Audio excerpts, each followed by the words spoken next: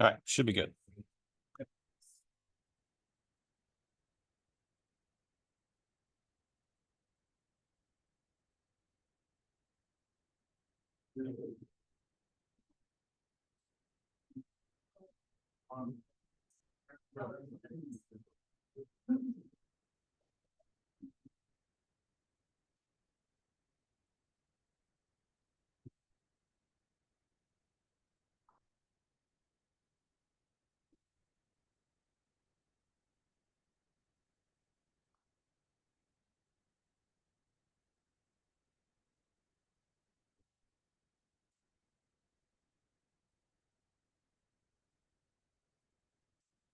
Sweet.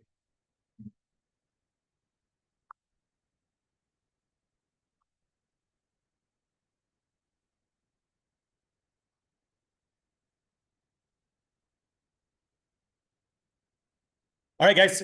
Thanks for coming out. 2024 soccer coaches meeting.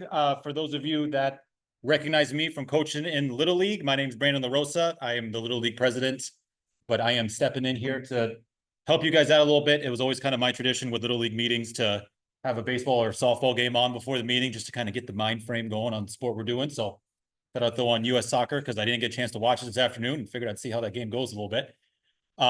So yeah, what I'm going to do first is actually hand it over to Brett.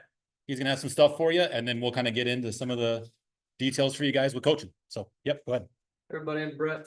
Thank you for doing this. Really appreciate it. We have about 1,000 kids like we typically do, so we're excited to get things going. But I just want to speak to the transition that's going on right now, just to provide some transparency and make sure everybody's on the same page with what's going on. So Chris, most of you know Chris. Chris got a new job, found that out about 2 weeks ago.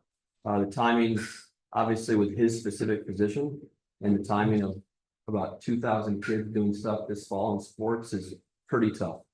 So I'm incredibly grateful for Brandon. Those of you that have coached Little League before know how detailed he is and on top of everything he is. So thankfully we'll get to experience that through soccer as well this year. So honestly, please give him a round of applause. If it wasn't for him, we'd be in a we're currently not where we want to be, just honestly when it comes to all the details. But without him, we'd be in a much worse spot. But this meeting, typically our goal is to have everything kind of done and ready to go and ready to go out and get everything out to parents to provide clarity for the schedules for August and all that kind of stuff. And we're just not there yet. So most of you maybe saw the email I sent out today to at least get the bare minimum out there when it comes to communication, to provide a little clarity on that. Brandon's going to send something before the end of this week that will go into even more detail for you as coaches and for parents, just to provide as much timeline as we can. But just transparently, the timeline is going to be off a little bit when it comes to communication. So if you're wondering, like, crap, practice starts in 12 days and I don't know as much as I should, we agree. We're working on it. We're going to get it to you as fast as we can. But we're not, especially when it comes to soccer. We have football and cheer this fall too for sports. When it comes to soccer, there's some gaps in the coaching staffs more than we anticipated. So Brandon's going to be communicating kind of where that's at tonight when it comes to how many teams we have, how many players we want to keep as a max per team when it comes to making sure playing time is the way we want it to be per kid, and how many more coaches we might need to gather in the next week or so that you can potentially help us with, to make sure that all of you have the support you need and the kids get the coaching that they want for this experience. So please, thank you for your grace for the next 2 to 3 weeks. It's going to be a little chaotic. Brandon and I are going to be doing our best to get you all the information you need. But in fact, like I said in the email today, effective today, Chris's last day was last night. Effective today, all communication that you should send when it comes to normally going to Chris's desk should go to Brandon, myself, and Erica, our youth sports secretary. And between the three of us, one of us will get back to you and answer as quickly as you can. Just like all of you, Brandon actually has a job besides this. This is just a side gig for him. So just put yourself in his shoes where you're going through your normal day. He's a dad, he's an engineer. Oh, and by the way, he's doing this right after being done with the Little League season, which is one of our busiest seasons. So I'm going to pause there. Open the floor just for like 1 minute for questions. We can't go too long, but any specific questions for me when it comes to the transition timeline, or anything you're worried about right now? we're unsure about. Start on the same timeline. Brandon's gonna speak to that. Our plan is to do that right now. We are gonna reserve the right to potentially bump back the start date by 1 week when it comes to games. And maybe practices too, probably not, but maybe practices too, if we get to the end of next week and we're not where we need to be. So that, in my opinion, would be worst case scenario, where a September 7 game start would be September 14 and we go 1 week later. We really don't want to do that because we live in Michigan and it doesn't get better in late October. But if that's what's best for kids, we will potentially do that. Good question. Anything else? All right, Awesome. thanks. So my approach for this meeting, as I was putting this thing together, is I'm gonna try to hit you guys with like the good news, get you all fired up for soccer. Let's get rolling. We'll save the bad news for like the very last slide. Okay. So I'm gonna get you all hyped up and then leave you with some to-do stuff. All right. So my Little League guys, you've seen this before. First thing I like to talk about with any kind of coaching is what is our approach. It's very easy as coaches, as adults, to be competitive, to want to go out there and go, oh, I want to go 6-0 this soccer season. 6-0 is great. The world I live in is I want each and every one of you to go 3-3 for those that keep score. And not only do I want you to go 3-3, I want to make sure that the boy and girl on your team, that when they get out there, they can barely kick the ball, scores a goal. Because, man, there's nothing like a win does not even come close to bringing you the joy when you get that kid who can't kick and they score a goal. That would make your 0-6 season. That would make the season for you. Although I've done Little League, I've coached soccer for 7-8 years now as well. So I enjoy coaching it. I've coached all my kids. I've got a kid in 5th, 6th girls. My son is in 3rd grade, so he's 3rd, 4th boys. And then my youngest daughter is 1st and 2nd girls. My youngest daughter, hopefully she doesn't listen to this, she can't kick the ball. And boy, I'm going to go nuts when she scores her first goal, if she ever does. She might shut it down. Who knows? So that's what this is kind of getting to, right? It's making sure that we're not worried about wins, loss, trophies, stuff like that. We want every kid who comes up to have a good experience and want to sign up again next year. We want the soccer, just like I do for the league. We want these numbers to continue to grow, kids coming back, kids wanting to play. So the ways to do that are making sure we understand how to handle failure and losing. It's okay to lose, and how to handle that, we need to do it appropriately, especially like kindergarten, 1st and 2nd grade. You guys aren't even keeping score. And it's so funny because Little League, I don't have to worry about it because you can't even tell the score and the T-ball stuff because they don't even know how to score run, really. Soccer is pretty easy. Ball goes in the goal, we score. The kids are keeping count, even though we're not keeping score, right? The ones that are familiar with it. But you hear it after the game, oh, did we win? What was the score? And being able to just kind of nip that and be like, doesn't matter. Did you play a good game? Did you hustle? Did you get after it? That's what's important to harp on. If you keep harping on the score, that's what they think is important. So the earlier you can get in their mind that the score doesn't matter, the better. Teach kids how to handle winning as well. We've had some of that disrespect too. We're like, haha, we beat you 10-1. The earlier you can start nipping that stuff out, the better. We hear it across all the sports. It's kids being kids. It happens. But when you as coaches handle it, it makes things go much better.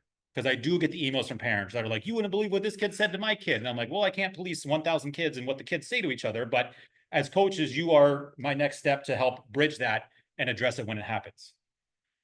And then foster an environment where kids want to be there, right? When we're running those practices and we're having those games, we're not putting that kid I talked about who can't dribble and we're always playing defense and kind of sitting them in the corner and being like, don't you move. And the other 3 kids, hey, you go get the ball, you stay there, that kind of stuff. Get them involved. When they're on the field, let them play. Treat them just like you would the best player on your team, okay? So what I like to really point out is kids at this age, limited by athletic ability. Right? Like for me growing up, for those that don't know, I played a lot of baseball growing up.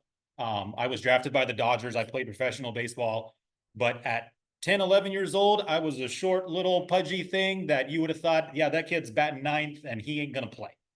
Okay. But that had no reflection on the athlete I turned out to be because I grew to love the sport and worked at it as I matured and all the other stuff. When you go in middle school, high school, my love for the game turned me into the athlete I came to be.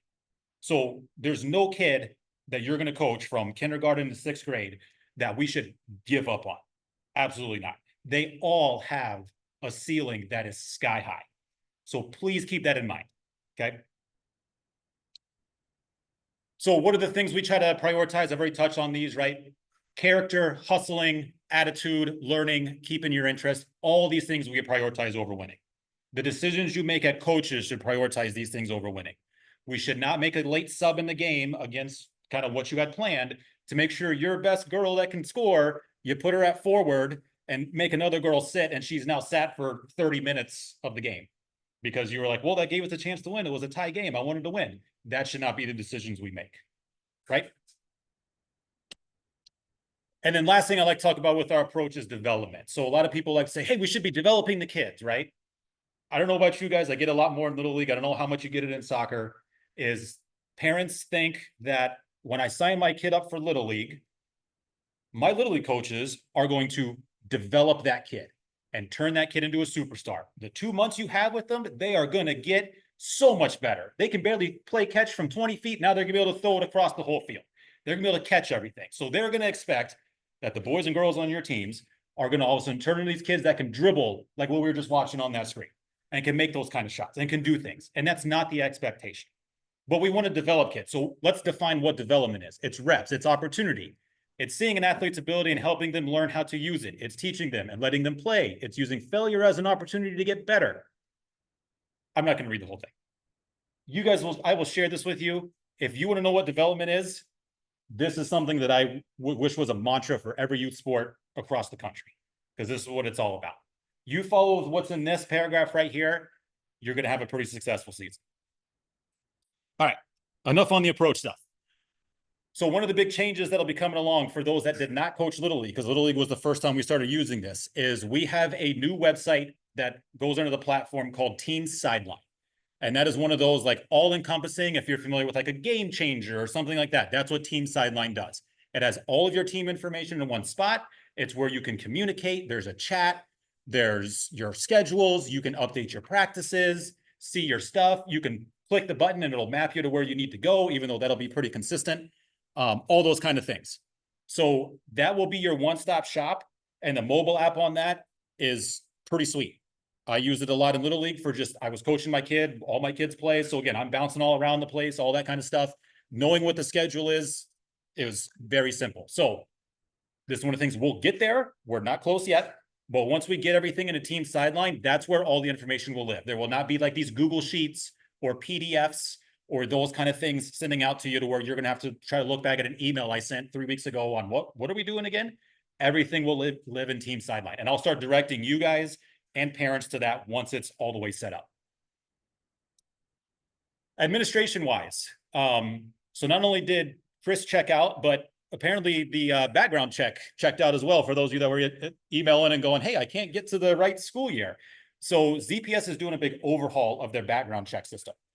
What we just got told this afternoon, I've not had a chance to update this, is the normal system you go through will not be ready by the time you guys are out there coaching.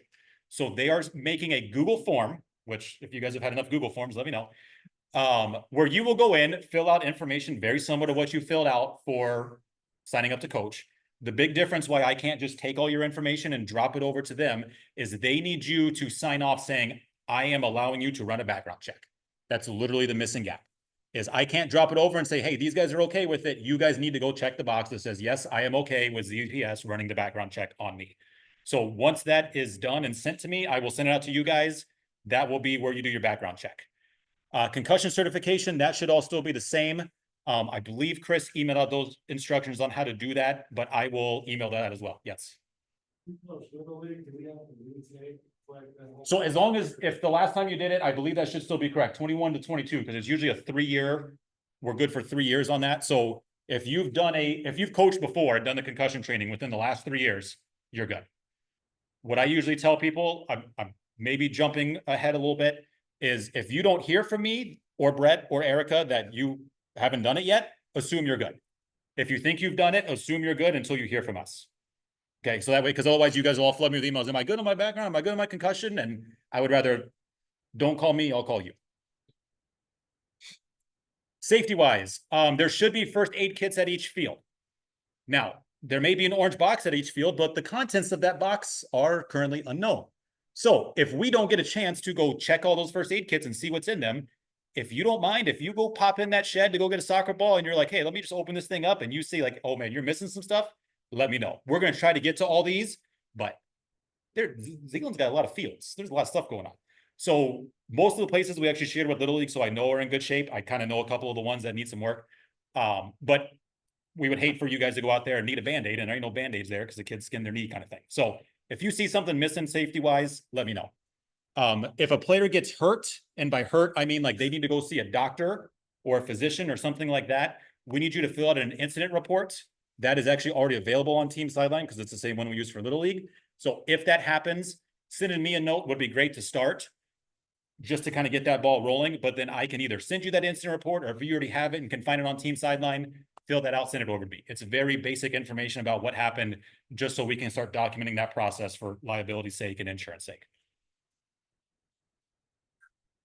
All right, something you guys don't currently do, but I'm kind of curious what this group's thought is, especially having some Little League coaches in here and maybe some people that have coached basketball or other sports. We don't do a team formation practice in soccer. So for those that don't know what team formation practice is, that would be something where we take all the kids. I would only focus on the 3rd through 6th grade. Kindergarten, 1st and 2nd don't need this. 3rd through 6th graders, what if we brought them all out in a day, however we would organize it, but we would be able to evaluate as many kids as possible on their skill level, see how they dribble, see how they shoot, see how they pass. Some of the basics of soccer wouldn't take too long in order to get a score on them, right? Let's call it 1 to 5. And then that would help balance teams. Because I don't know about you guys, but I've had some up and down years in my times of coaching where my team was clearly overmatched, like every game. And I've had some years with some kids that were like, we are going to beat the snot out of everybody. I've seen them both, and we've been in the middle. So there's a lot of up and down, but this is the missing piece, I think, where we have this in other sports. We don't have it here. Having this information helps balance teams. Right now, what we do is we just take that parent rating, which, again, with my familiarity with parents, there's parents that give their kids 5 and they don't know what a 5 is. So I'm using that, but that's, it's a step in the right direction, but it's not giving me the whole picture. Where if we had coaches evaluate kids, this is something we would do. Obviously, it's not something we're doing this year, but show of hands, how many people would be interested in doing something like this for soccer? Seems like a vast majority, right? So coaches would, I don't know what your role in that would be and how we would take care of that, but I think there's a need for that. So it's something I'm kind of just looking at how that would do and maybe handing that off for next season. Yes, sir. It makes sense to evaluate them. Next year, evaluate them at the end of this year. Yeah. Turn that in with kind of ours. Sure. We've done that before. I can tell you this. We've asked for coaches evals on players before. That also comes with a wide range, because I will ask coaches to send me 1 to 5 and they decide to use a scale of 1 to 100, or they will misspell kids, right? And so when I get, just on the logistical side, if I get, we have probably 70 soccer teams, I get 70 different emails with everybody. Some people handwrite it, something like that. I need to get all that organized into like an Excel sheet with numbers in order to actually use that data. And it's a lot of work. I don't have time for that. If we had somebody with time for that, maybe. I've gotten Little League to a point where I have pre-templated Excel sheets for you just to fill out and send back, and I'm able to do that a little bit there. So it can't help. The other factor of that too is a lot of kids change a lot. You never know what year that kid's going to grow a foot. You never know what year that kid's going to all of a sudden run a 60-yard dash in half the time they used to. So it would help, but I think the value of seeing the kids right before you're going to put them together far outweighs anything from last year and stuff like that. Plus you get all the kids, right? Because every year there's about a 20% turnover of new players and that kind of stuff. So I like that idea. It could be a piece, but if we can get this in place, I think it would go a lot better on balancing teams.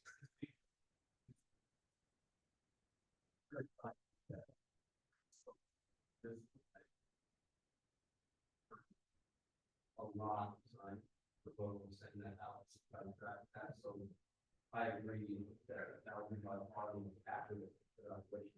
So instead we have noticed aspect of the preceding registration to the parent, now the argument can be made if the parent evaluation accurate, but because of the structure of our league, there isn't a benefit from parents like pretend like the kid is way better than the person in the job, because it's not practice game from anybody. So that's our attempt right now. It's been much easier to just try and figure out ways to at least get a step towards trying to spread the talent out and work more effectively. But Brandon spoke to that we're still trying to figure out is there a logistical way to get it to run things, evaluate the property, is those stuff we have to ask you probably multiple days, and weighing those times versus the times as sometimes teams losing a lot.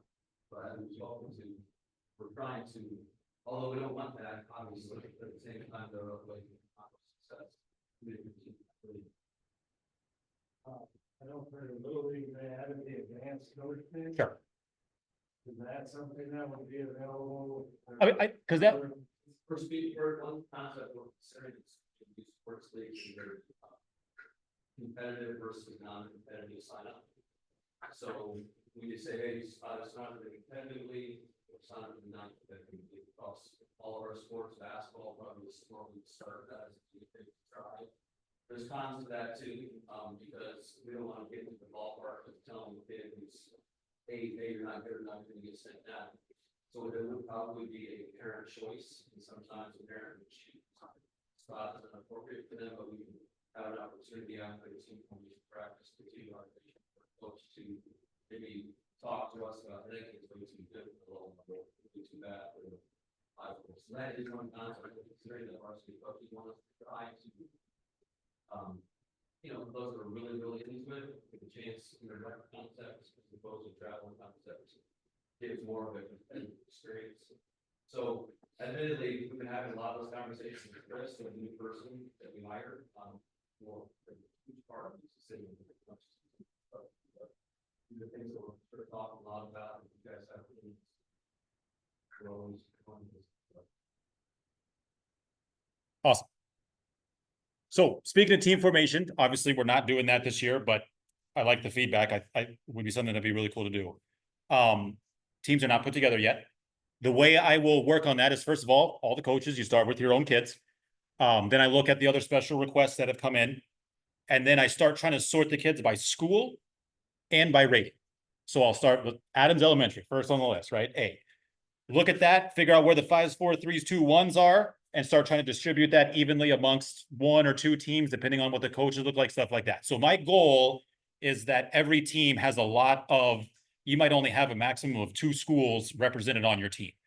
That kind of increases the chance that kids are with friends and that kind of stuff, and might be some familiarity with there. So that's the way I break them down, and that is my plan to do this year. I've got some other requests that are like, hey, I go to Zeeland Christian, but please put me with Woodbridge kids or something like that, and we accommodate that as well. But that's kind of the approach to doing it. The goal is to have that out and announced by August 5th. That is the goal. There are 3 dots there for a reason. It will take some other things to fall into place in order to meet that goal, but we'll talk about that at the end. Equipment wise, so beyond that first aid kit, each field, there's a shed. If it has a padlock on it, that padlock combo is 5454. Okay, I will share this presentation so you have it, but I guarantee you on August 12th, at least one of you is going to call me and ask me what the combo is. There are, in each shed, there should be a bag, like a mesh bag, that will be full of the balls, some cones. If the cones won't make it in the bag, sometimes they just get set by the bag, and some little like penny jerseys that'll help if you want to do scrimmages, and also to be used for the leagues with goalies to throw like a goalie shirt on. Make sure after your practice or your games, you put all that stuff back and you lock it, please. Now, typically we kind of line up practices, right? Where there's a team like 5:30, 6:30, and then a team right after. If that other team's walking up and you hand the equipment off, that's fine. But if there's usually a team that practices after you and you're done and that team isn't right there, please go put it away. Worst case is that team shows up a little late and they got to go get it out of the shed, so be it. I would much rather them have to walk a little bit extra and get the gear back out than me get the call from Woodbridge Elementary saying, oh, the stuff's still out on the field. What's going on? So please put the stuff away unless you are directly handing that off to the next team in line. Uniforms. Uniform pickup will be at Zeeland Rec. For those unfamiliar with that, we usually kind of lay out all the teams. You come in, grab a bag with your team stuff on it. That'll have coaches shirts and player shirts. I do not have an ETA on when those will be ready. Right now, I'm juggling the idea on whether I just over order sizes now to get some uniforms on the books, or if I wait until teams are put together to order the specific size that each kid requested. It doesn't help that there was just a glitch in the registration system where we lost about half of the shirt sizes for kids. So there's an email coming out tomorrow asking parents to go fill that out for me. So it might just be where if you've got a team of 14 kids, I might order 20 shirts for you that have a random sizes. and you go smallest to largest, line them up and hand them out smallest to largest. And if the shirt's a little big, have them knot it up and tie it. But a shirt is better than no shirt. Then as far as names on the shirts, I know I've gotten a couple emails about that too. Can you do that? Absolutely. Will you have time to do that? I doubt it. So up to you. If you get a time, like you can go drop it off and pick them up in between like your first and second game, go for it. If you want to do that. If you're curious who does that, I can give you some contact info of some options to do that. It's usually about $3 to $5 a shirt. I've seen plenty of teams that do it. I like to do it myself too, but just want to be transparent on, please don't expect the jerseys in 2 weeks so that you have time to go get names on them. That might not be the case. All right, league breakdown. This applies for both boys and girls. Hopefully that's big enough for you guys in the back to see. So looking at kindergarten, your field size is 30 by 20. That's the same that we've used every year. The goal of that is to play 4-on-4, no goalies. You have 4 10-minute quarters. That is a running clock with a 3-minute break in between each quarter. And you are not recording the scores anywhere. First and second grade group. For those that have done first and second grade before, my kid was in second grade last year. I think the ball was out of bounds every 5 seconds. That field was too small. So we are bumping up the fields a little bit. Unfortunately, we're in a little bit of area where we can't bump them up too much because of just the space we have. But we are increasing the size of that slightly. Also last year, for those who remember, the plan was 4-on-4 and we kind of had to move to 5-on-5. It would be great to go back to 4-on-4, but unless some things, again, fall into place with coaches and roster sizes, we may be 5-on-5 again. We'll figure that out when we get there. So 4-4, 5-5, not sure yet. Still no goalies. Same organization as kindergarten. 4 10-minute quarters, 3-minute break between. That's a running clock and not recording score. For third, fourth, your field's same as it was before, 60 by 35. That is a 7-on-7, and that includes a goalie. So you have 1 goalie and then 6 players in the field. You play 2 25-minute halves. Again, running clock. Get about a 5-6 minute break at halftime, and then we are going to have you record scores. Fifth and sixth, same idea, just slightly bigger field again. You have 9 players on the field. That includes the goalie, so 1 goalie and then 8 on the field. You're running the same kind of timing, 2 25-minute halves, 5-6 minute break in between, and you are recording the score. Location-wise, so Adams Elementary, which is all of our kindergartners. This is the layout of Adams. The red block on each of these is where the shed is located. So there are 4 fields out there. So when you see your schedule, you might be at Adams Field 2, Adams Field 4, whatever. There is always a tag on the goals that say which field it is. So if you don't have this map printed out and you know you're going to Adams Field 4, you can do that. This is also helpful when you kind of send those communications to your parents to include this map. I will include these as well, but just to reference it again, like, hey, parents, remember, this is where we're at. First and second grade boys, you will be at Quincy Elementary. And those are the 3 fields that we're going to line up there. That's where we kind of have the most space to expand those a little bit. You can, for those close enough, you can kind of see an outline of this soccer field that already exists. That's actually going to come up later because that's the 5th, 6th boys. So please don't go over and see a goal right away. Think you're going over there. Because that's not the right spot. For those unfamiliar with Quincy, I'll say it real quick. The map on the left shows you the school coming off of Quincy Street. So you don't see the fields right away when you go to Quincy. If you're over here, you pull off Quincy, you'll see this lot in the front.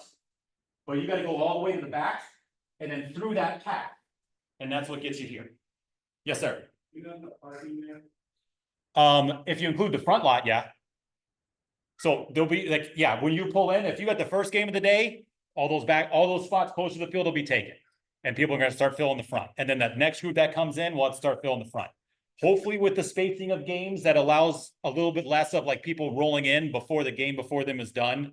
And it's not that chaos of like 4 teams worth of cars there all the time, but the overlap happens a little bit. So that's where that is. But yeah, Quincy is a little tighter on parking, but does okay. First and second grade girls, you are at Zeeland Christian, which is the same as last year. We got 3 fields spread out over there. For those unfamiliar with Zeeland Christian, the school kind of sits up on the road, which is the map on the left there. And then you have to go down the hill to actually get to where the soccer fields will be. So your parking options are all through here. You can come down Jefferson and kind of park right here on the hill where apparently people go sliding down that hill. You can park over that lot over on the left. Please try not to park down here right by the shed on that little turnaround in front of those houses. I know some people like to swing down there. Those families don't like that too much when all of a sudden their houses are all full of cars and looks like they're having a block party down there. So please try to use the parking lots as you go to Zeeland Christian. 3rd and 4th grade boys. So you were at DeWitt Sports Complex, which is like right next to Roosevelt Elementary. I've got the map up there again to show where that is. Again, you can see Roosevelt on that map. It's in the southeast, DeWitt's in the northwest. The fields are in the outfield of the softball field that doesn't have a fence. You'll see those fields out there, field 1 and field 2 for 3rd and 4th grade boys. 3rd and 4th girls are actually at Roosevelt, so you're just kind of south of that, in between the 2 baseball fields that are there, that are part of Roosevelt Elementary.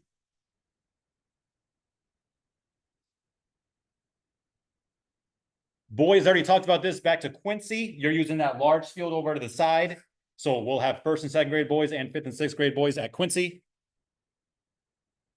And then going back to Roosevelt again, that's where the 5th and 6th girls are. So Roosevelt will be a very busy place. We've got 2 teams worth of boys, the 3rd and 4th, 2 teams worth of girls at 3rd and 4th, and all the 5th and 6th girls here. So parking there can also get a little crazier.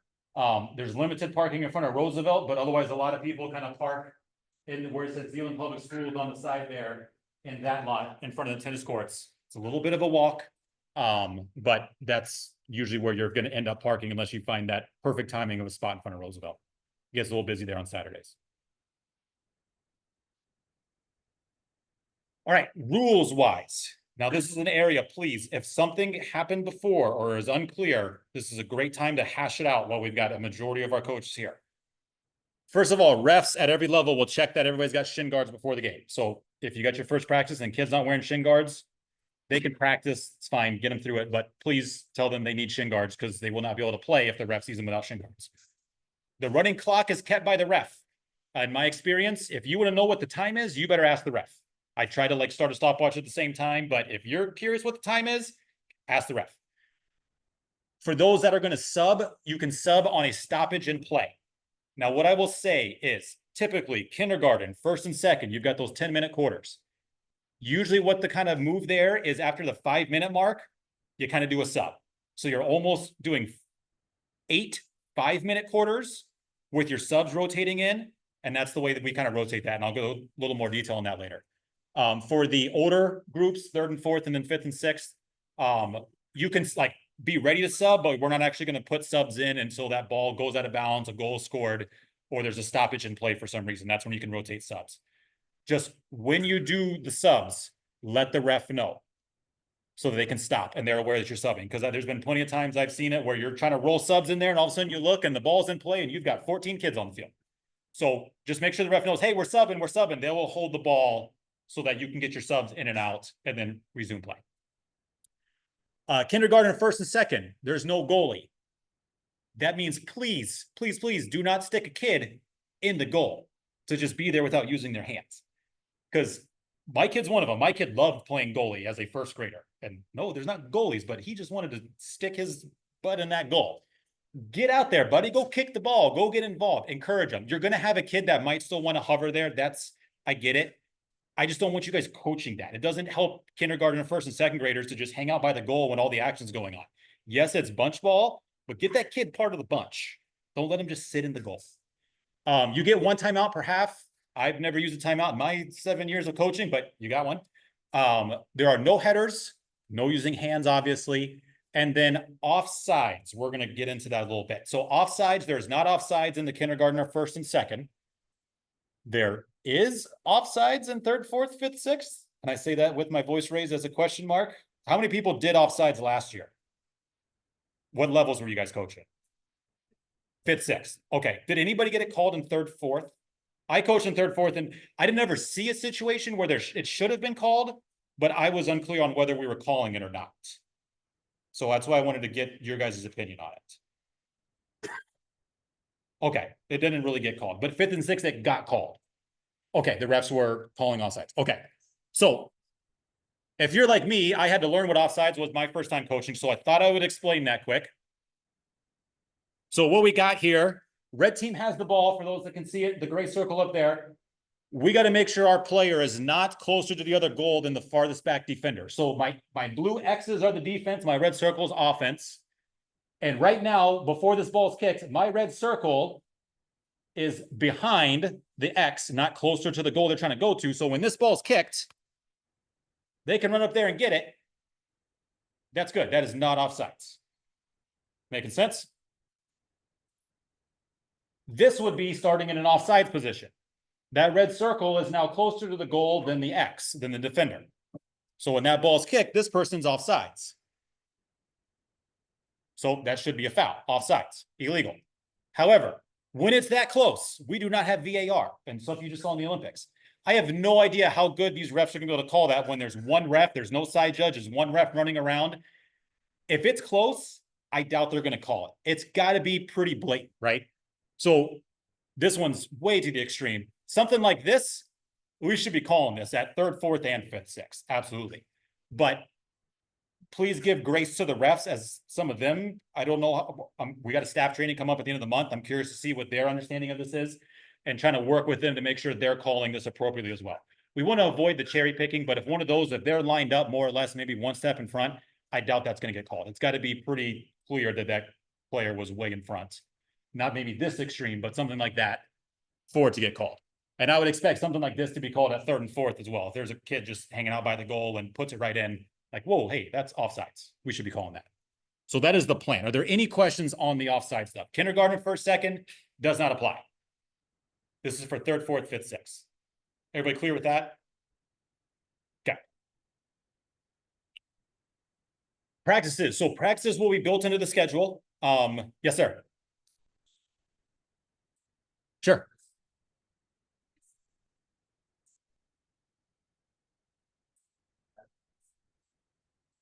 Sure. Absolutely. Yep. I've been given a document of kind of like a staff training outline. I haven't looked through that yet. But once that's kind of ironed out and what we present to them, we will share. I will say the staff training is going to not be like a classroom setting like it's been in the past.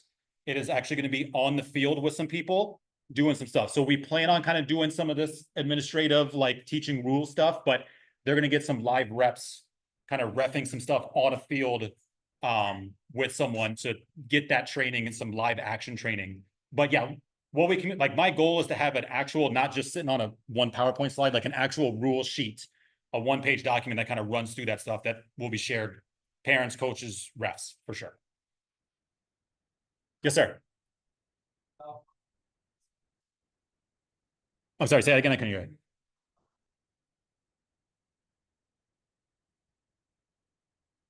No, I don't know what a bill outline is.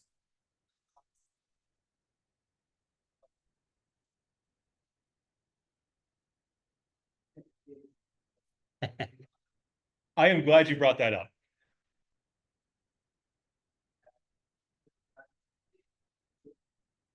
Yes.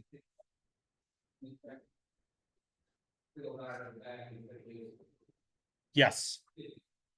So for those that were in 3-4 soccer last year, like I coached in that last year, the number one way we scored goals is when the other team had a goal kick and all the girls would line up right on that penalty box. And once she kicked it, man, it was full charge to it and kick it back in the goal. We scored more goals that way than anyone else. And it was kind of silly because then we spent so much time trying to teach our girls to, when they had a goal kick, literally kick it backwards and sideways. Like kick it over into the corner, because then they just can't run up and kick it, which just seemed goofy, right? Like that's going completely against what we want to do. So I am all for establishing, like, when we do a goal kick, you got to be back there. I'll put them at center field. Like, I'm up for suggestions on how we should do that. Yeah.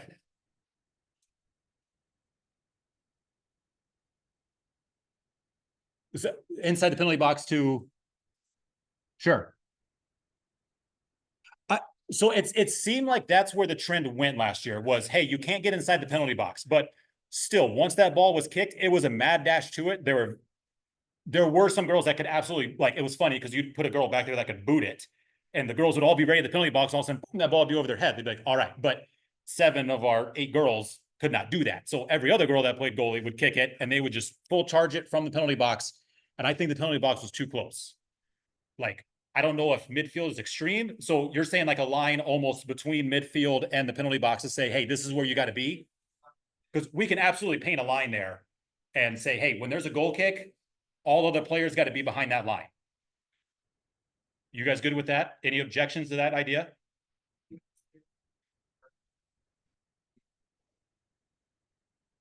Okay. Okay. Sure.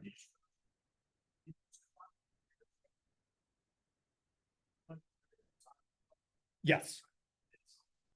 And I think what kind of happened was when the girls were also, at least from my experience, realized, hey, this girl's not going to kick it very far. So we kind of instructed our girls just to go to the side, and they would kind of mark them, but there'd always be a couple girls in the middle that if our girl just decided to panic and just kick it forward, they were only kicking to their team. And even when they kicked it to the side, they were still marking us. It was just chaos to get it. And it wasn't really a goal kick in as far as like there's a goal kick and then there's possession by the team that's goal kicking. That was like never the case. Where I think if we start everybody back, there will at least be a start of possession for that team. And then whatever happens from there, at least it's happening more midfield, not right in front of the goal for an easy goal. So yeah, I'm all for establishing a place for that. And I think putting a line there is just easier to coach to be like, hey, when there's a goal kick, we got to get behind the line. I like that idea. We will get a line put in the field. That won't be a problem. I'll put that in my notes. So cool. Any other thoughts on the rules? Yes.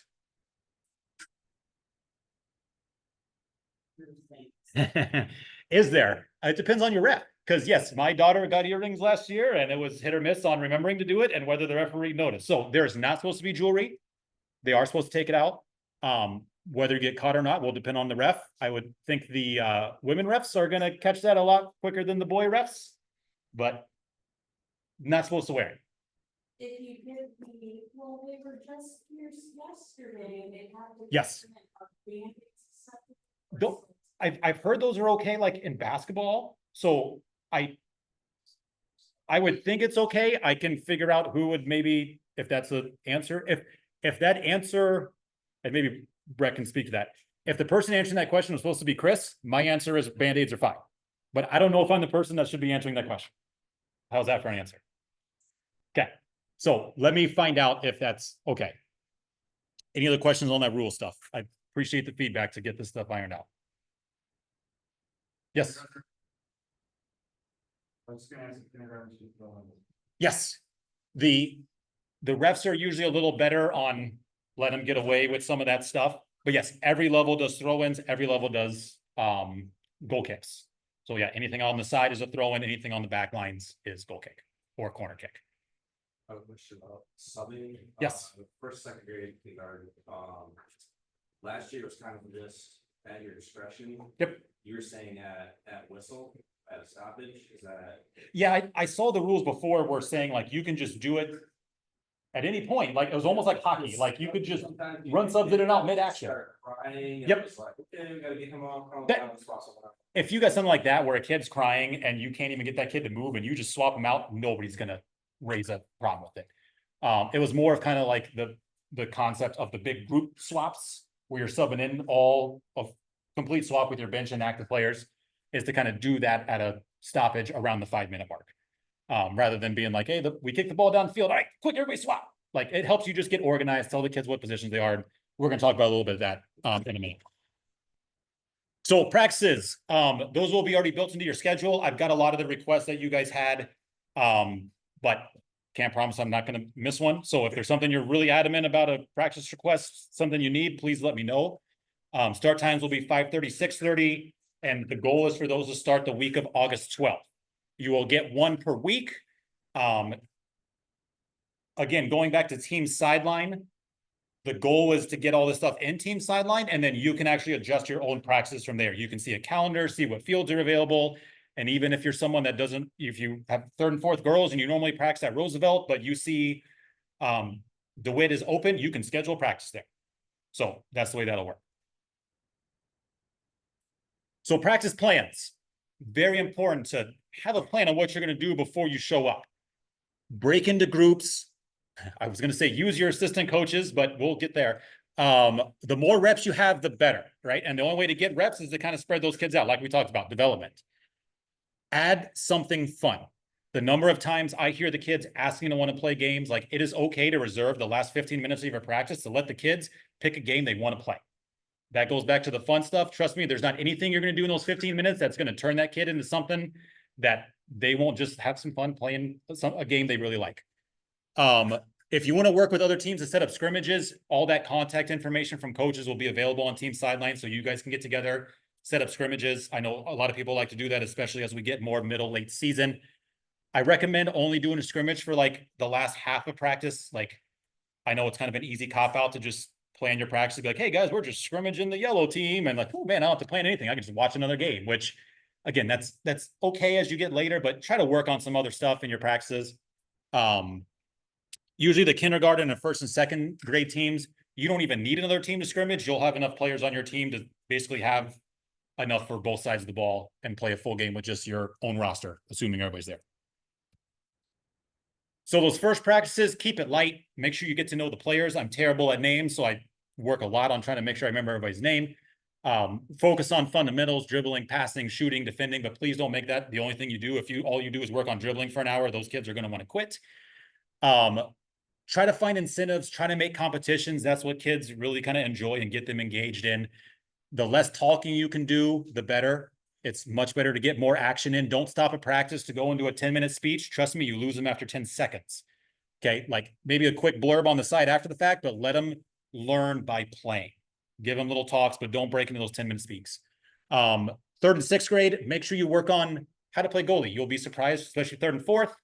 There'll be kids on your team that have never seen goalie before because we're not doing it in kindergarten, first and second. So it is a interesting thing when you stick a kid in goal that has never played goalie before and you've never worked on it. They don't even know they can use their hands. So be sure to make goalie an emphasis as something you work on for those levels. So just some recommendations. Like I said, I'll share this. I got some links on here that had a lot of good ideas with like videos and little breakdowns of some games you can play.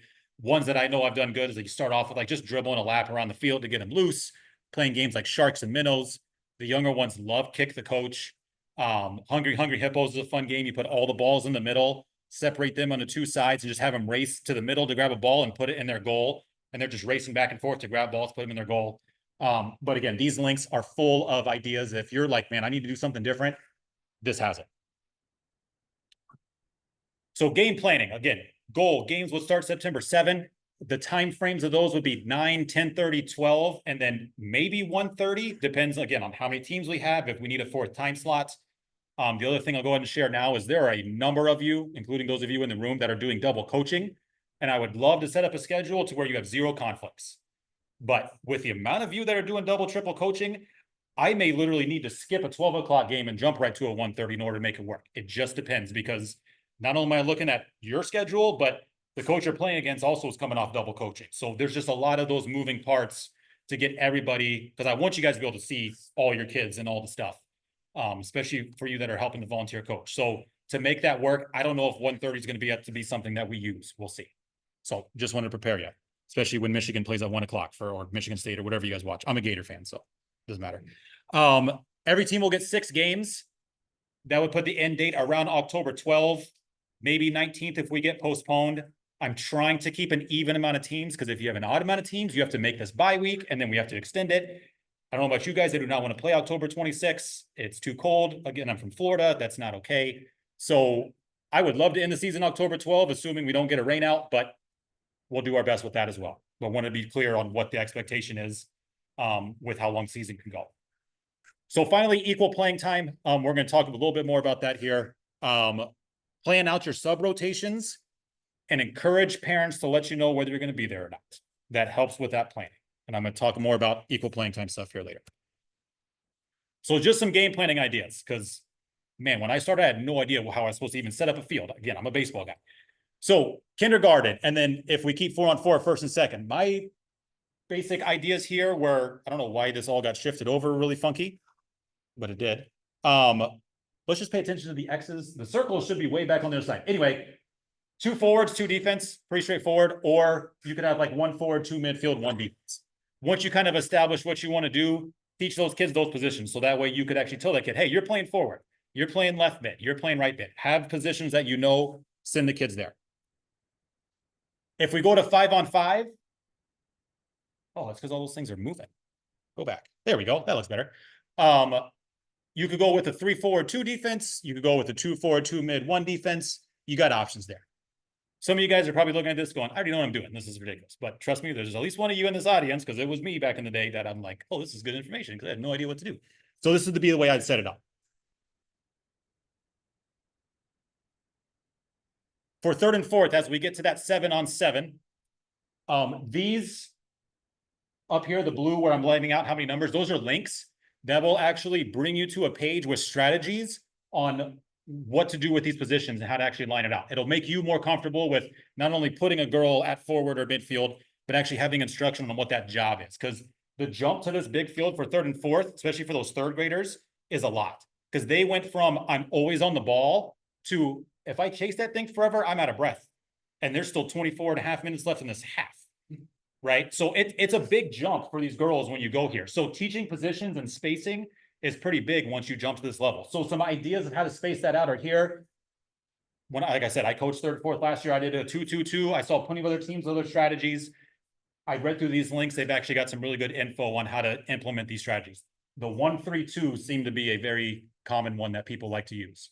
Having those midfielders run around and kind of be able to float back and forth is pretty nice. All right. And then finally, 5th and 6th, again, a couple different ideas there, doing a 3-2-3. I got them both set up as 3-2-3 on this one. That link will give you some other ideas of how to move that around. That seemed to be a pretty common practice as well. So again, just getting an understanding of how I want to do my positions, especially as that field gets bigger, and giving those girls those assignments. So when we talk about equal playing time, which is a word that is used a whole lot, and I can guarantee you everybody in this room has a different interpretation of equal playing time. So I want to try to give a little more guidance on that. First of all, goalies. I've had a team that had one, a girl that's just like, all I want to do is play goalie. She comes with a goalie shirt. She's got the gloves. She is ready to play goalie all year. That's great. We should only put a girl or boy in goalie for no more than 1/2 a game.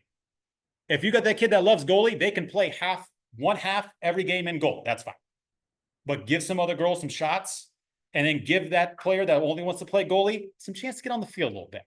This might be their only chance to do it. If that's all that player is going to do the rest of their career is play goalie, well, this is their time to actually get on the field. So enjoy it. It's 3rd, 4th, 5th, 6th grade soccer. Get out there. Players should not sit the bench twice before all the other players have sat the bench once. Does everybody understand that one? So we should not have a player that is on the field for all 50 minutes of the game, while it's only these 4 players rotating with those 4 players, just kind of swapping them back and forth to get them to equal playing time. Everybody should be around the same. Some players may have to sit 2 or 3 times on your rotation. Some might be 1 or 2, but that should be the balance of it. There should definitely not be these players just rotating back and forth while my 2 superstars are always on the field. Okay. Players should also get experience at multiple positions, whether that's spread out across the whole season or game to game, whatever. But please don't just always have that girl when she's in the game, always playing forward, or the girl that you know is going to struggle to score goals, only ever play defense. Give them some chances to play some other stuff. This is their time to learn. So give them those chances to do that stuff. Okay. So some ideas to help you kind of plan for this. I will share these in Excel for you, as this is what I would do when I would plan out my thing, is I would lay my positions out on the left, my breakdown of each sub rotation, and put the players' names in. I've got the whole game planned out. I make sure that no player is sitting the bench twice before one does once and all that stuff, and that they're all playing different positions. I have it all planned out before I walk on the field Saturday. So this would be a very simple one to use for whether you're a 4-on-4, you can just cross out the midfield, or 5-on-5. And then as you get bigger, whether it's 7-on-7, 9-on-9, same idea. We would kind of break 25 minutes. Unfortunately, does not divide by 3. I like to do 3 rotations. So 8-ish minutes, right? We're kind of watching the clock. If the ball goes out, we start rotating. Or if I see a player getting tired, we'll start rotating them. But when you start with this and it already mapped out on what your positions and rotations will be, it makes that subbing stuff go a lot easier, to make sure you don't have a parent going, my kid only played 5 minutes.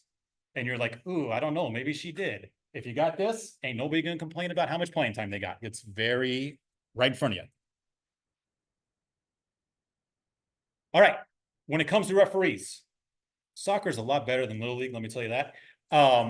Please respect them. There's usually not too many controversial calls.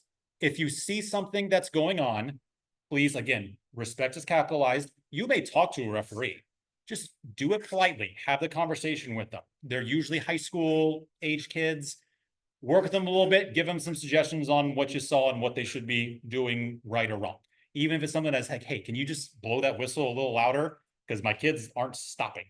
Again, your constructive feedback for them is very helpful because we're not gonna be able to see all 35 soccer games going on in a weekend. That's kind of where the help where you can comes in. Just if you have suggestions for the refs, just do it respectfully, and that goes a long way. There's a way to do that. I think you guys know what I'm talking about there. If you need clarification, it's okay again to ask on what the ref called. If something wacky happens, soccer is usually not too bad with this. If there are specific issues with some referees, please let me know. Don't try to go handle it yourself or tell that kid he sucks or he's the worst ref you've ever seen. Just let me know what the problem is. Just please be very, I want to say direct, but just exactly what you're seeing so that I can address it with them. If you just email and be like, this ref sucked, I don't know what to do with that. But if you say like, hey, the ref didn't blow the whistle very loud, constantly missed, which team should be throwing the ball in, got goal kicks confused with throw-ins or whatever. Let me know the specifics of what you see so that I can go address it with that ref.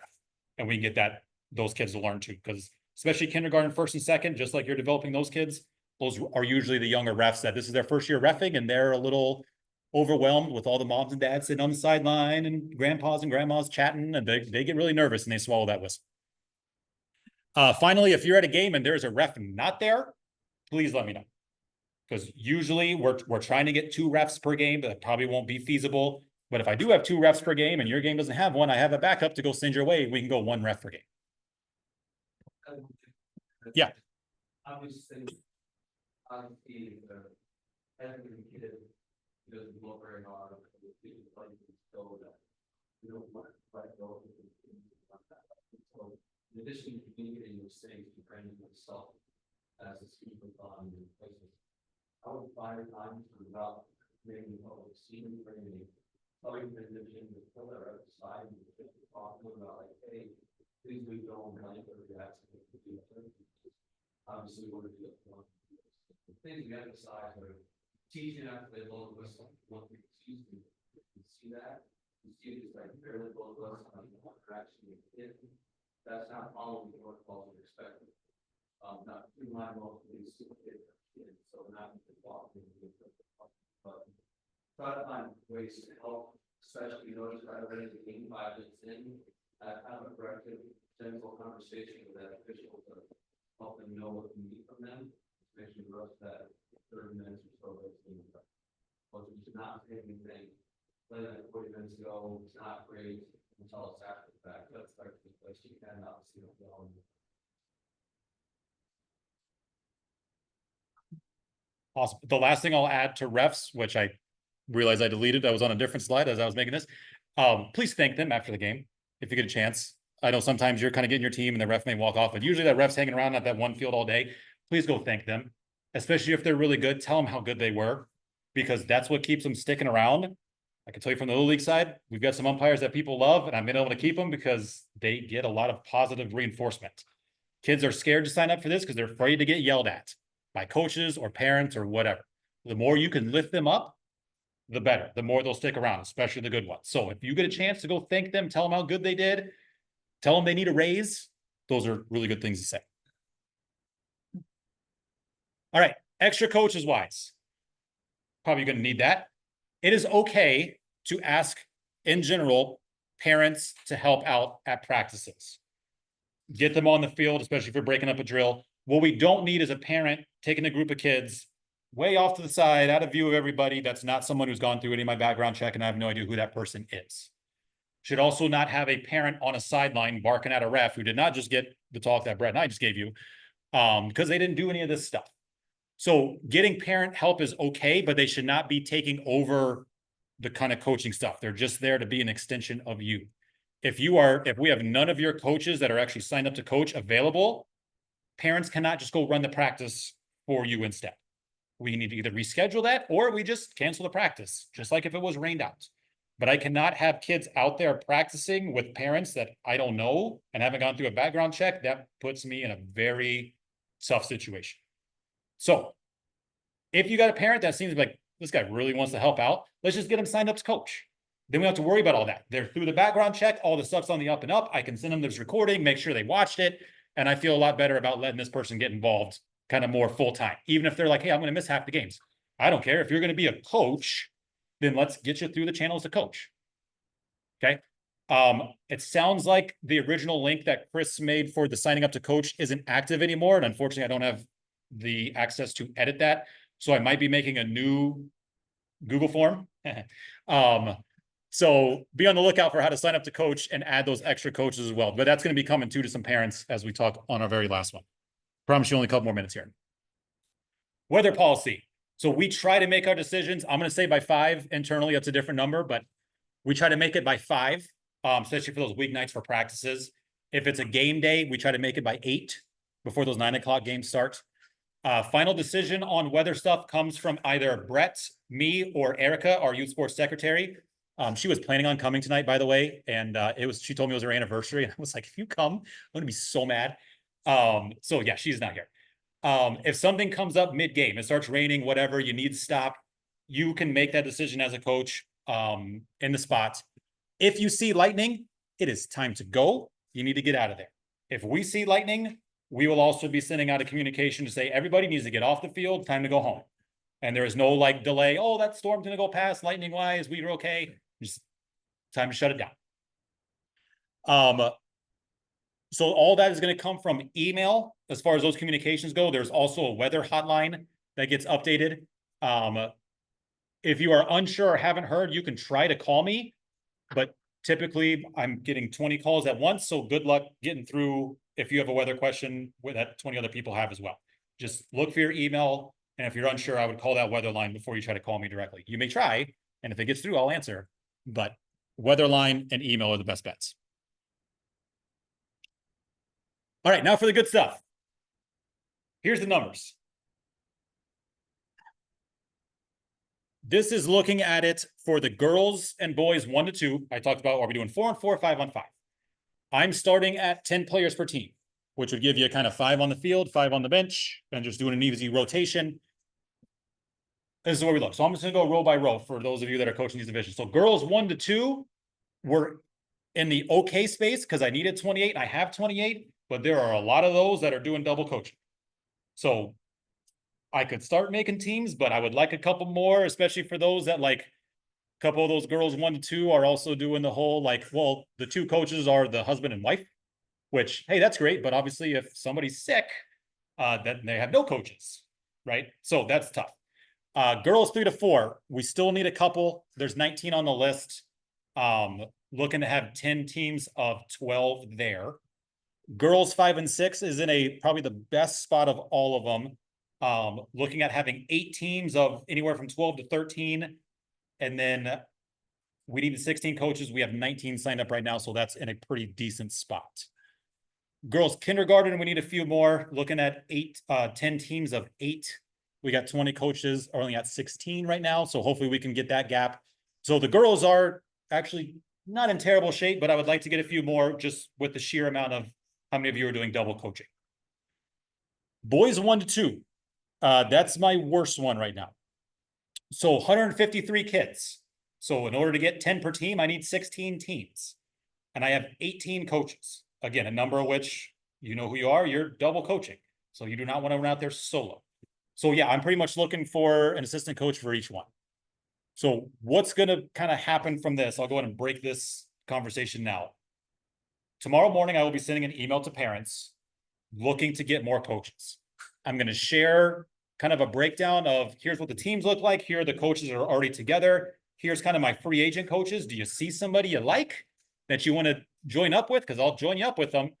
I'm also going to send all of you the current rosters. Because if you see a family signed up that you're like, oh, I coach with that, Dad. Let me make a call. You would take a lot of work off my plate to maybe make a call for me if you see someone you might know that you think would be willing to coach. That would be very helpful. Or if you are, and a couple of you already reached out, thank you very much for that. If you're like, look, I can coach solo, just give me my team. I will do the whole, I will find a couple parents just to help me and I will let them know, like, look, I'll run this thing. I just need a couple bodies. If you got a pulse, you can be my assistant coach. We'll make it work. If you're that kind of person, email me, let me know. Because then that's just one less gap. Again, once I get that over the hump, we're ready to start making teams and let's get this thing fired up. But I can't start making teams if I have no idea who my coaches are yet. Because then all of a sudden, oh, I want to coach. Well, I already made teams. Well, I got to just start at square zero. So I'm not even going to start until I got coaches in place. Boys 3 to 4, looking at 10 teams. I got 11 coaches. So again, just about one per team. Boys 5 to 6. That one's in a little better shape. We only need about 3 to get us over the hump, but again, would like a lot more. And then boys kindergarten, that one is actually kind of in the same shape as 1 to 2. I need at least 9 teams, but I don't want to have an odd number of teams. I would love to make that 10, but I've got 8 coaches signed up. 4 of those are doubles, and 1 of them already emailed me that they will be missing 3 of the 6 Saturdays. So I don't even know if I should count that as 8 or 7. So that's what boys kindergarten looks like. So wanted to be transparent with that. Obviously, there's a lot of work to do. That explains why rosters aren't ready yet, all that stuff, because I can't make rosters until I know who my coaches are. So again, tomorrow morning, emails are going to go out to these divisions looking for people to sign up. If they sign up and put your name down to coach with, I'm going to start just grouping them together with you. And we'll keep that updating. I will share rosters with you guys. If you want to do a little work for me, it'll have player names and then emails. If you see a name on there, please double check that it's not somebody already signed up to coach. That's funny, but you'll figure that one out as you make that call. See a family on there that you think you would coach with. It could do that work for me. Awesome. Even if you just send me their email, or you can just pass along the link I send you to get them to sign up. That would be awesome. And then if you think you can run solo, I just find a parent helper, let me know. So those are kind of my three-pronged attack of solving this problem.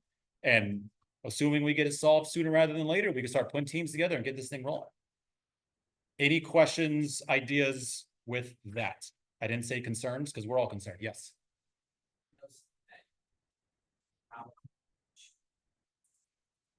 Are they on the wait list? Email me. Because so this is only showing current enrollments. I will be 100% honest. I glanced at the wait list. I have not looked at it very far because I can't even start looking at wait lists until I can take care of the kids that actually got in on time. I've had a couple people reach out that are on the wait list that have offered to coach, which is great. And I would love to start kind of bridging that gap. My goal would be to get every waitlist kid involved, but I'm not going to start adding waitlist kids when we don't even have enough to get the kids that can be enrolled. So step 1, cover our enrollments. Step 2, fill in with the waitlist. So it is an option, and we love when we usually kind of skip the waitlist line a little bit when someone offers to coach. So definitely a possibility, especially with the condition we're in right now. Yes. You schedule around the double team coach practices and games and stuff. Yes. We do the girls 5-6. Mhm.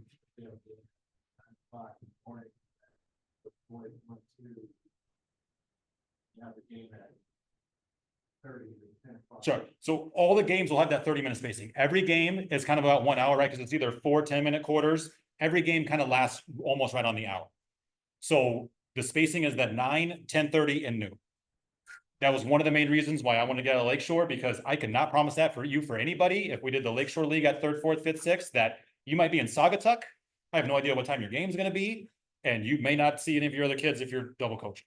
So now I have the ability to control the schedule so that if you got a 9 o'clock game, maybe at DeWitt, and then a 10:30 at Zeeland Christian, you should have enough time to get there and be there for your team. That is the goal. I mean, I would put 45 minutes time between the games, maybe, especially with the number of double coaches. That just means that we're doing a 9, 10:45, and 12:30, which isn't terrible, but that would give everybody a little extra time, especially because I've seen that line that comes out of Woodbridge sometimes. And oh boy, that was a wild one. We're not at Woodbridge this year, but I think the Woodbridge is going to turn into Quincy, like you're saying. Like, what's the park going to be like at Quincy? I think Quincy will be the new Woodbridge of that line of cars trying to get on to Quincy at 10 o'clock when those games in. Yes, sir.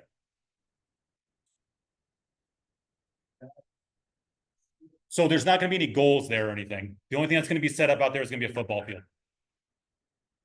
So you could use green space, like you go out there, because there'll be football out there, but there's not any soccer goals. So, or balls or anything out there. Any other questions, comments, anything with this stuff? Yes.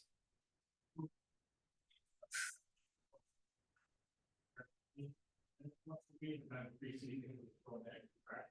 Meeting. Sure. So the way that looks is every team is guaranteed one practice a week as far as schedule. If it gets rained out, there's not like an automatic reschedule. It's on your coach to reschedule. You will also be given the ability to add a practice yourself. Based on the number of fields and teams we have, most stuff will be between Monday, Thursday. I don't know yet where the gaps will be in there that'll exist already that you could fill in. Fridays should always be open. So if you're looking to add an extra one, you can book it yourself. But that's the way that'll work. It won't be emailing me, hey, Brandon, go book a field for me or what's available. I'm going to tell you, go look on Team Sideline. You can see the calendar. You can see what fields are available and you can book it yourself if you want to change or add a practice. No more than 2 practices per week, though. We shouldn't be getting 3 practices, which I don't think anybody would have plans on, but. Anything else? I appreciate all the discussion with you guys and stuff. We have the flexibility of requesting this specific night. We want to coach, that's our schedule, actually be there. Yes, my plan, again, there's been a lot of the requests and also the double coaching situation, which is almost an inherited request, is to meet all those the best I can. But it's tougher too if I get pigeonholed into only one time in one day is tougher, where the more flexible you give me on, or just saying like, hey, Wednesdays don't work is a lot easier to work with than saying, hey, make sure on Monday at 6:30 and that's it. Like, I'll try, but I will tell you that if I have a specific request that I know I can't meet, I'm going to follow up with you to say, hey, what can we do here to move that around? What are our options? Because I can't make that work. But I think from what I've seen so far, just kind of taking that 30,000 foot view, I should be able to meet all the requests. The nice thing too, which I'll take a little bit advantage of, is some of you that are double coaching, like you saw how many things are going on at Roosevelt. If you're a 3rd, 4th boys, 3rd, 4th girls, 5, 6 girls, which are all more or less the same location, I may have you practice on the same night, just one at 5:30, one at 6:30. So you'd really go from one to the other, which honestly, if I was coaching both, I would almost prefer, rather than taking up 2 nights in my week. Why not just take up one and make them back to back? So that's kind of the way I'll look at it as well. Yeah, you might be on the same night, but you're back to back at the same place. You're not having to drive across Zealand to make a back-to-back practice. So that'll be another tool I try to use for that. Any other questions? And